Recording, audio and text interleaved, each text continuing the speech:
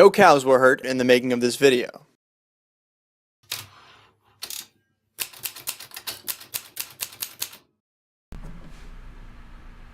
Hi, in this video what we're going to do is cover negotiation with Chinese and Asian suppliers. When you're sourcing, when you're finalizing a product, when you're close to launching, or if you're reordering an existing product, you might want to use some of these strategies and go back and lower your costs.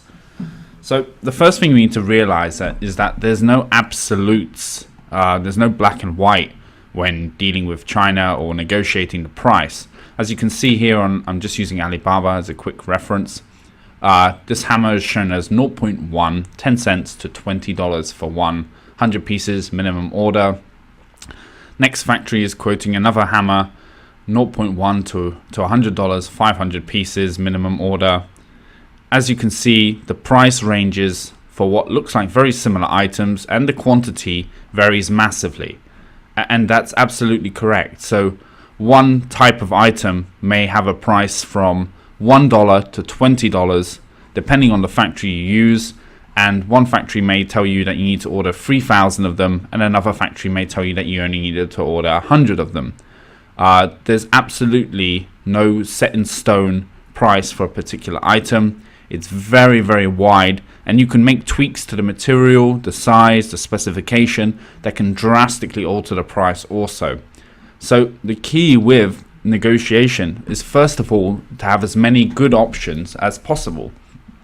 You want to reach out and do sourcing on Alibaba, on global sources. You can go over the sourcing videos that we've produced as well, and you want to contact as many suppliers as possible for the item that you're dealing in, because the more factories you have that can make the item, the stronger negotiation position you have right from the start. You have more options, more choices. The quality may vary slightly between the factories. The prices can vary a lot. And even from the same factory, they may quote you $1 and someone else $3. And because the factory boss feels like ripping someone off today, he's going to quote someone else $5. Or you may have met them at a trade show. You get a quote of $8 for the same item, all from the same factory. So even within one factory, the price for a same item can vary massively from channel to channel, from customer to customer. It's down to how you individually negotiate the price of a particular item with the supplier. So starting off, you've reached out to all the factories. You've got back 4 or 5 samples which you think match your requirement. You've got the prices for them. They're quite varied. What you would begin to do now is say to yourself, okay, so based on my experience of talking to this factory, the back and forth, the quality of the sample, which 2 or 3 main suppliers would I consider really dealing with? And you want to narrow down to who you think the best factories are, and then they're the ones you're going to spend time with to try to bring the price down. A lot of buyers are in a hurry. Their negotiation is 1 or 2 emails back and forth trying to ask for a discount, and the factories are used to it. I mean, they get thousands of these emails a year saying, oh, lower the price or I won't order from you, and then the customer who's threatening not to order from them 2 days later gives up negotiation and just buys anyway. The factories know this, they know the game, and they use patience and time on their side to also negotiate the price. At the same time, they want to win you as a new customer if they think you're good. Okay, so that brings me on to another point actually. They need to have the impression that you're a worthwhile customer, and part of that is having the right image. I recommended in the sourcing video that you set up a single or multi-page template about your company, describing you as an importer or distributor or a brand, showcasing your product, showcasing a bit about you. The more of a profile you can create, the better it is for your negotiation also, because the factory will then want to deal with you more, and so they're more flexible, more willing to move on price. So initially, I'm down to 3 products, let's say, and I've got a price from factory A at $1, factory B at $2, and factory 3 at $3.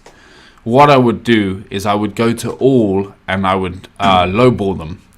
I would say, okay, I think you're a good factory, I like talking to you, but for the same item, I have two other suppliers between 70 and 80 cents.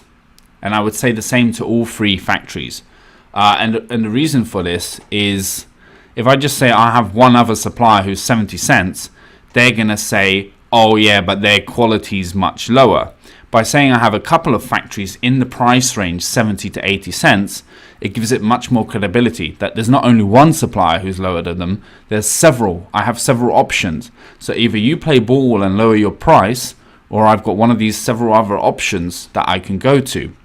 And so you can begin the discussion like that by just going back to them and saying, look, we're really strongly considering you, but your price is too far off the existing other factories.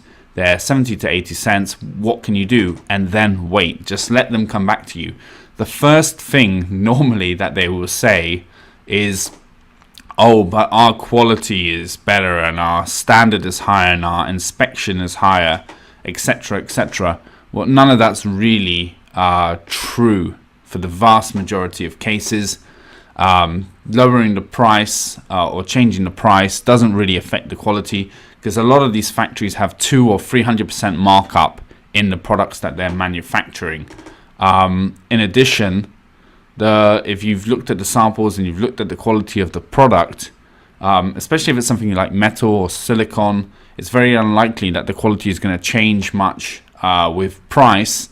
The price is just down to how an individual factory calculates the cost and the overhead factored into that unit cost. So there's a lot of room to move, and the difference between, say, Western buyers and Chinese factories is there's a lot of room to move in that price, and there's a lot that they can discount it by. But usually the Western buyer is in a hurry and gives up after about a week, whereas the factory, if pushed for 1 or 2 weeks or more, would eventually come down on the price. If you're only ordering 100 units, or the absolute minimum that the factories sell, it gives you much less negotiation position as well. So it could be that on your first order, you just try to bring the price down, get it to a reasonable rate, and then when you're ready to reorder, now you're selling 600, 700, 800 units a month, and you want to order 3,000 of the product they're selling. Then you go, okay, look, my quantities increased significantly. I would like you to target this price range. But the thing is, once you've locked in an initial price, even on a smaller order, all subsequent negotiations, they're going to be using that as the referral, because they can see that you afford that. So before you place your first order, you've got to say, this is too expensive for us, but this is after you've done your negotiation and got the price down.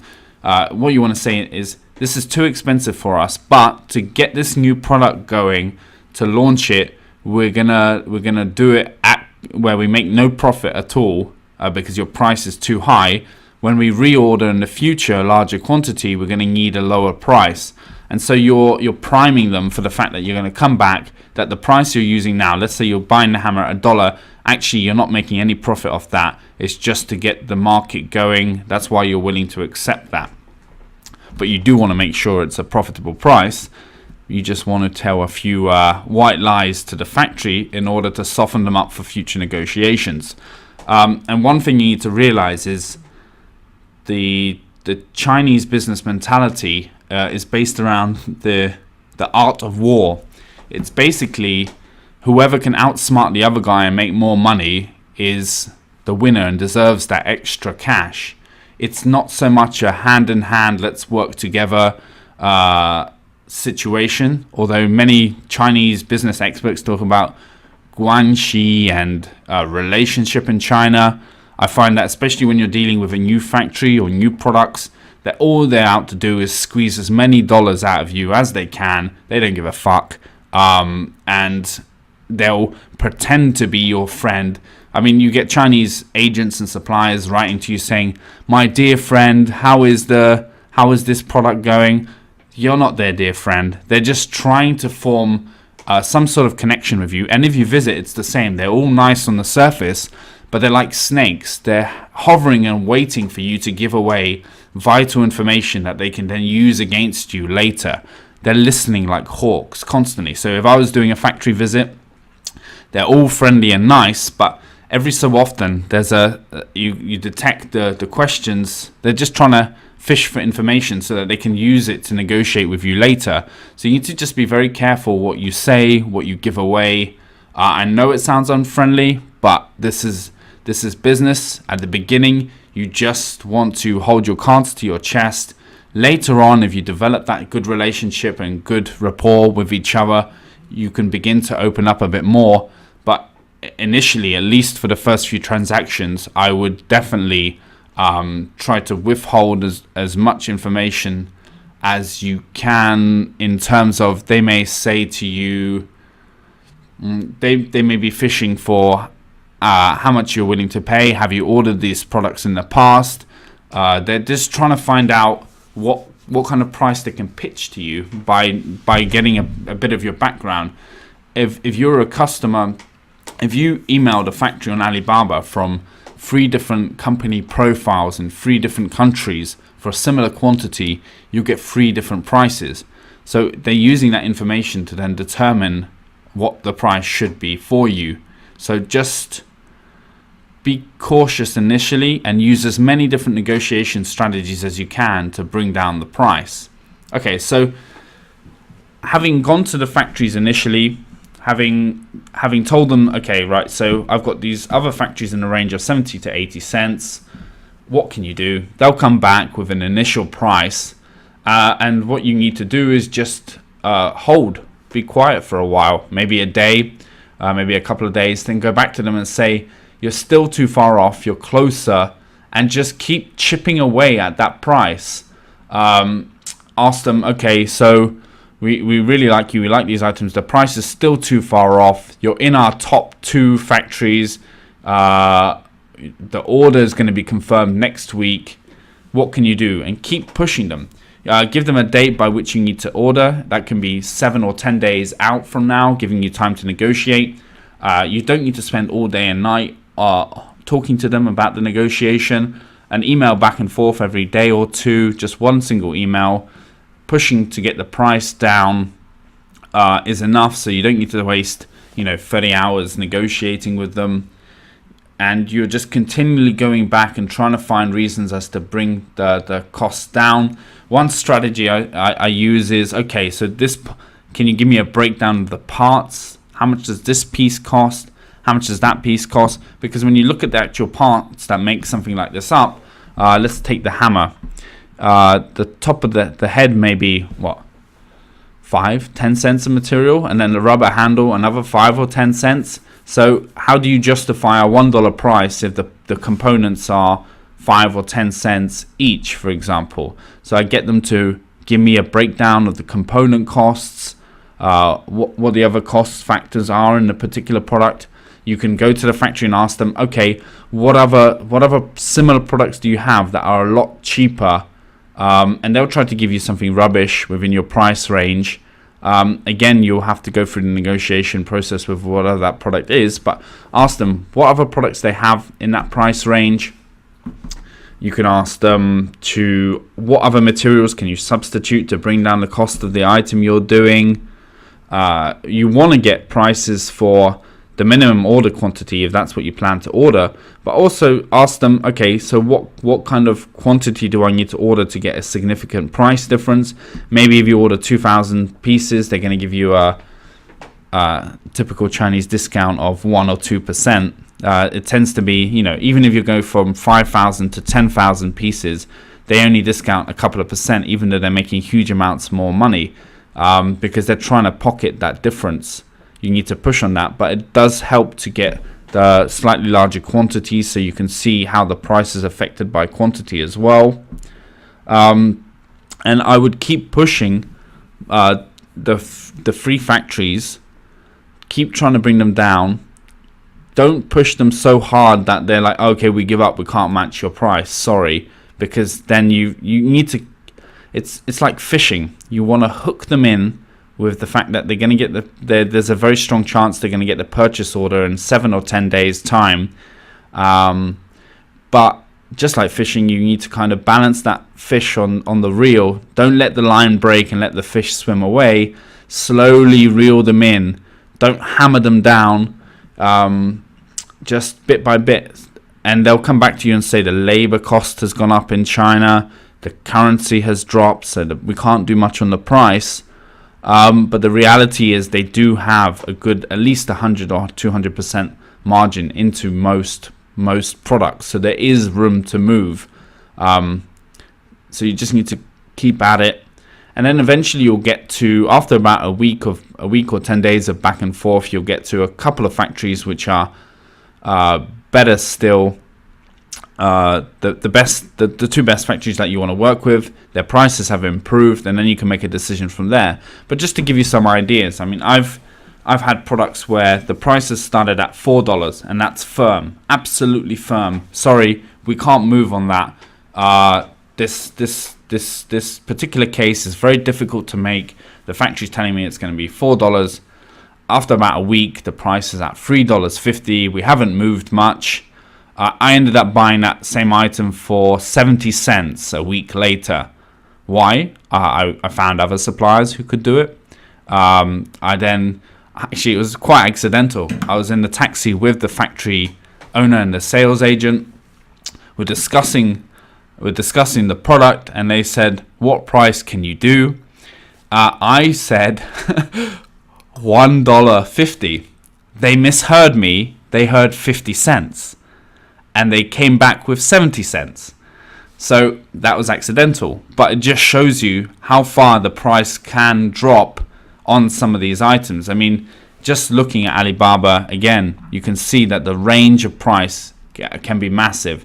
And the initial quote that they give you isn't reflective at all of the value of the product or the final price. So really, the absolute best way to get the totally best price is 1, source many different suppliers and factories.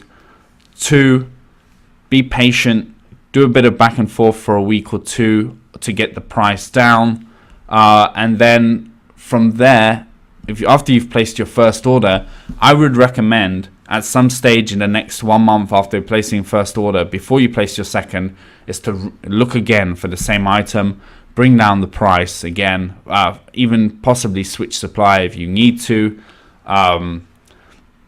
I also found that having a local team, because I have a couple of people who have worked with me for several years, that they get the Chinese will give the Chinese a much better price than they will a foreigner. They just instantly they want to rip you off, and they instantly assume you have more money to spend, because a lot of buyers come in and the first price they're quoted or the second price they're quoted after like 1 day of negotiation, they take it. So the Chinese are used to giving foreigners a high price. So an item which I was previously personally paying, after negotiating down from $3 to about $1.20, I then asked my local representative to source the item for me, and I ended up purchasing at 60 cents. So even though I had got the price down over 50% from $3, it was still much cheaper to use a local agent. I saved another 50% on top of the lowest cost I could get. So finding a local agent, using all the sourcing websites, and being patient in your negotiation back and forth will help you to get the absolute best price. And the factory will use, if that you reduce the price, the quality is going to go down. You need to say no. We have to keep this level of quality, but this is the price level we need to be at. Don't agree to anything about lowering the quality or changing the quality, because later when you go to inspect the goods before shipment, they can go back to your emails and say, well, during the price negotiation, we told you that the quality is going to be lower for this price, so it's not our problem. You want to make sure that for the item that you've got the sample in your hand, you like the sample, tell them for this item, what are the component parts, what's the absolute best price you can do. But instead of just asking them to come up with a price, lowball them and hold to that lowball. Don't go, I can only pay 70 to 80 cents when they're $1.50, and they come back with $1.45, and you go, I can only pay $1.10. stick to that 70 to 80 cents for at least a week, 10 days. It's that patience and holding which will make you different from 99% of buyers, and then you'll see the shift in price towards the end.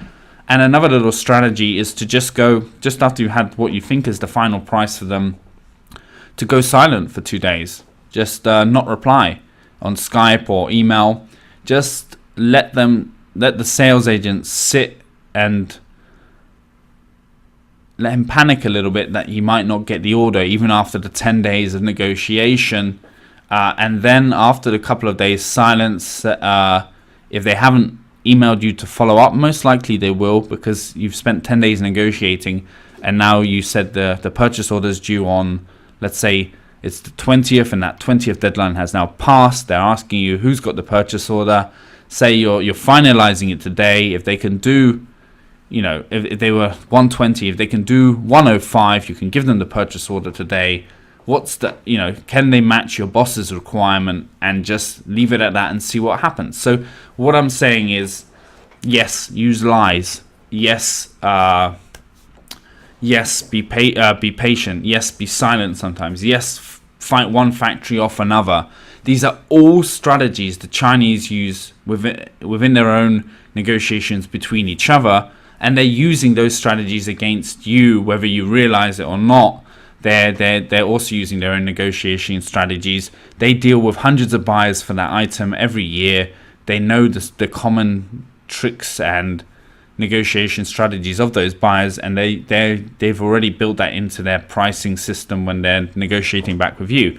So I would say, without being outright illegal, but just realize that it's a game to a lot of the factories. They already 2 or 3 chess moves ahead of you when it comes to the negotiation and the price. So you need to use every strategy you can think of. How do I bring this down? And just be patient. Allow it to take a couple of weeks, and you'll get the best price for that particular quality item. A final pointer I would say is to actually visit the factory prior to placing an order. I would always visit the 2 or 3 factories I'm considering or placing an order with, because the final face-to-face push negotiation, there may be something you see at the factory which helps you negotiate the price down. E.g., you see the manufacturing process and you say, look, it's so simple to manufacture. The price is way too high. What can we do? That final visit, that final push can make all the difference as well. This video will self-destruct in 5 seconds.